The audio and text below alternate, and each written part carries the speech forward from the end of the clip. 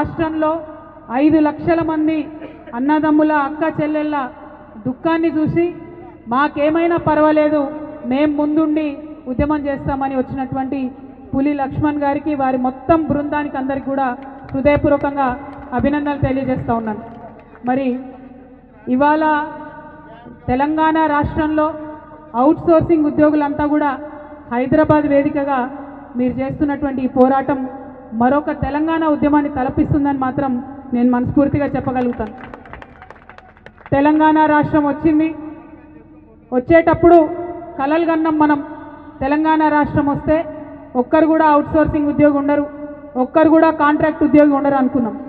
కానీ కొన్ని డిపార్ట్మెంట్లలో గమ్మత్ ఎట్లా జరిగిందంటే రాష్ట్రం రాకముందు పర్మనెంట్ ఉద్యోగాలు ఉన్నోళ్ళు రాష్ట్రం వచ్చినాక కొంతమంది కాంట్రాక్ట్గా మారింది.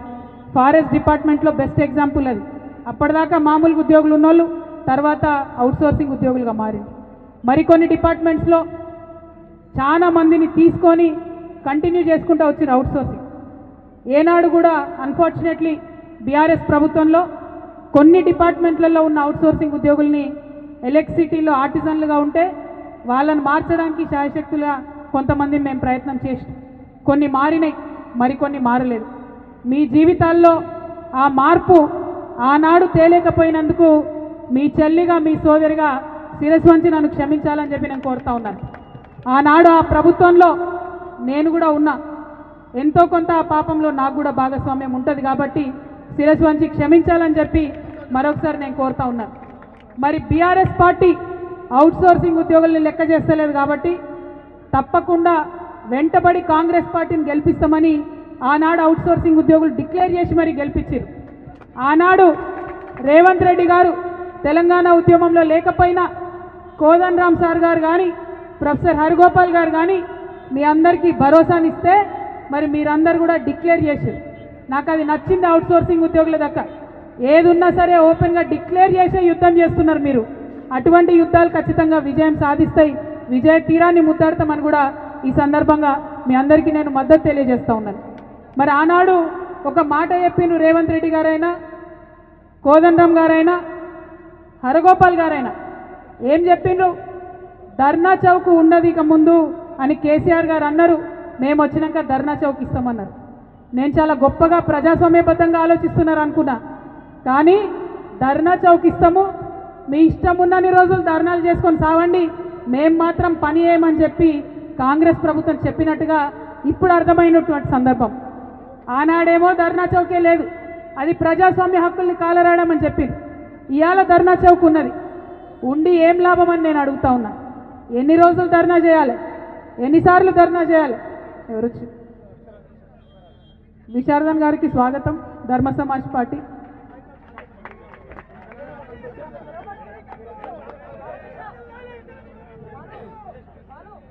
మరి అట్లానే ధర్నా చౌక్ ఉంది కాబట్టి ధర్నాలు చేసుకోండి, సావండి, ఏమన్నా కాండి, మేము మాత్రం మరి ముందుకు వచ్చేది లేదు, మీ యొక్క డిమాండ్లను తీర్చేది లేదని వాళ్ళ కాంగ్రెస్ ప్రభుత్వం చెప్పడం అన్యాయం. నిజంగా గత 2.5 సంవత్సరాలుగా మీరు చేస్తున్న పోరాటాన్ని గమనిస్తూనే ఉన్నాం, చూస్తూనే ఉన్నాం. మరి ఇవాళ మా లక్ష్మణ్, పులి లక్ష్మణ్ అంటే పులి లెక్కనే గర్జించింది. అయితే మరి బ్లడ్ తెలంగాణ బ్లడ్ కదా, మనం అంతకుముందు మిలియన్ మార్చ్ చేసిన బ్లడ్ కదా. ఇవాళ మనం 5 లక్షల మంది అఫీషియల్గా ప్రభుత్వం లెక్క ప్రకారమే ఉన్నాం. అంటే 500,000 ఉన్నాం మనం. మిలియన్ మార్చి చేస్తే తెలంగాణ వచ్చింది. ఈ 500,000 మంది హైదరాబాద్ వీధులలో మార్చి చేస్తే చచ్చినట్టు మనకు కార్పొరేషన్ వస్తుంది. అట్లా మార్చి చేయడానికి దయచేసి ప్లాన్ చేయాలి. ఎందుకంటే సమస్యను గుర్తించడం ఒక లెక్క అయితే, దాన్ని ప్రశ్నించడం ఇంకో లెక్క అయితే, అది పరిష్కారం దొరికేంత వరకు కూడా ప్రయత్నం చేయడం నిజమైన తెలంగాణ బిడ్డ లక్షణం. దానికోసం మనం వెంటబడదాం. ఖచ్చితంగా మీ వెంట తెలంగాణ జాగృతి నడుస్తుంది.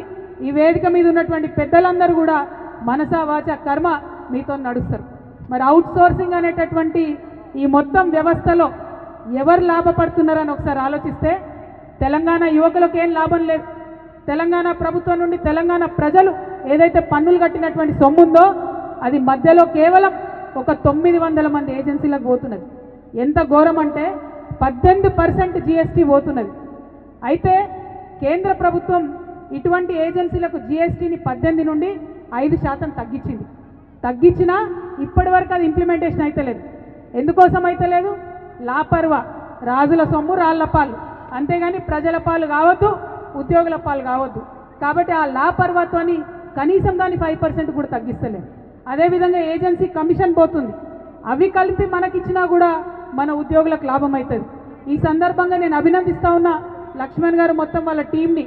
పదే పదే వాళ్ళు ఒక మాట చెప్తున్నారు, ఒక్క రూపాయి కూడా ప్రభుత్వం మీద బర్డెన్ పడదు, ఒక్క రూపాయి కూడా మీ మీద బరువు పడదు.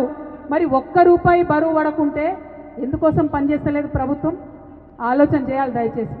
కేవలం ఆ ఏజెన్సీలతో కలిసి ఉన్నారు, వారి కొమ్ము కాస్తున్నారు కాబట్టే 5 లక్షల మంది ఉద్యోగులను అన్యాయం చేస్తున్నారు. ముఖ్యంగా ఈ అవుట్సోర్సింగ్లో మా ఆడబిడ్డలదైతే ఇంకా విపరీతమైన కష్టం ఉన్నది. మా ఆడబిడ్డలకు మిగతా అన్ని డిపార్ట్మెంట్లలో కొన్ని జీవోలు అప్లై అవుతాయి, మెటర్నిటీ లీవ్స్ వస్తాయి, కొన్ని వసతులు ఉంటాయి. కానీ అవుట్సోర్సింగ్లో ఉన్నటువంటి ఆడబిడ్డలు ఎవరికి కూడా కనీసం ఆ జీవోలు కూడా అప్లై అయ్యే పరిస్థితి లేదు. మరి అన్ని రకాలుగా టెస్ట్ చేసి, రూల్ ఆఫ్ రిజర్వేషన్ అప్లై చేసి, మెరిట్ చూసుకొని, ఇంటర్వ్యూ చూసుకొని అన్ని చేసి తీసుకున్న ఉద్యోగులే వీళ్ళు. ఏదో ఎట్టికి వచ్చిన వాళ్ళు కాదు, ఉట్టిగా సెలెక్ట్ అయిన వాళ్ళు కాదు, రికమెండేషన్లు వచ్చిన వాళ్ళు అంతకంటే కూడా కాదు. అయినా సరే మరి వివక్ష అన్నది కరెక్ట్ కాదు. డెఫినెట్గా ఈ రాష్ట్రంలో జాగృతి విధానం ఒకటే, అవుట్సోర్సింగ్ ఎంప్లాయీస్ ఉండొద్దు ఫ్యూచర్లో కూడా, కాంట్రాక్ట్ ఎంప్లాయీస్ ఉండొద్దు ఫ్యూచర్లో కూడా. ప్రభుత్వం నుంచి ప్రభుత్వ శాఖలను పటిష్టం చేసేందుకు, ప్రజలకు ప్రభుత్వం యొక్క పరిపాలన ఫలాలు వారి గడప దగ్గరికి అందించడానికి ప్రభుత్వ ఉద్యోగాలు ఉండాలనేదే మా తెలంగాణ జాగృతి పాలసీ.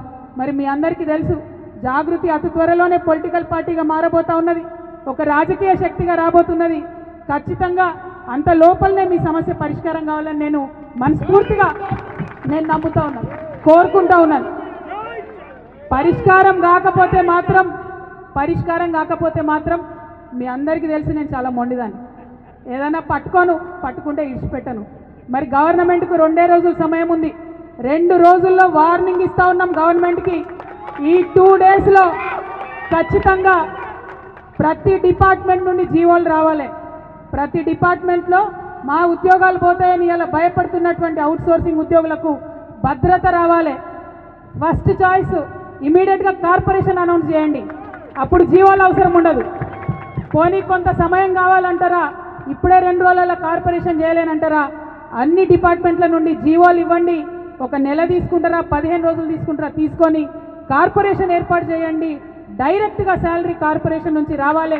దళారులు ఉండకూడదు, మధ్యలో ఏజెన్సీలు ఉండకూడదు, వాళ్ళ కమిషన్ ఉండకూడదు. ఇది మా విధానం. ఇది ఈరోజు మీ ముందు నేను కమిట్మెంట్ ఇస్తున్నా.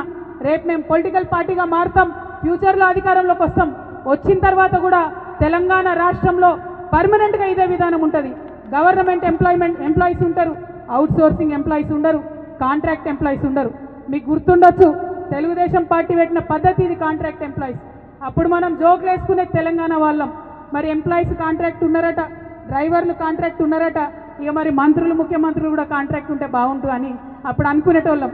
కానీ అది జోకుల కాడికే అయిపోయింది. కానీ మన జీవితాల్లో మార్పు రాలేదు. మార్పు రావాలంటే దయచేసి పిడికిలు ఎత్తుతాం.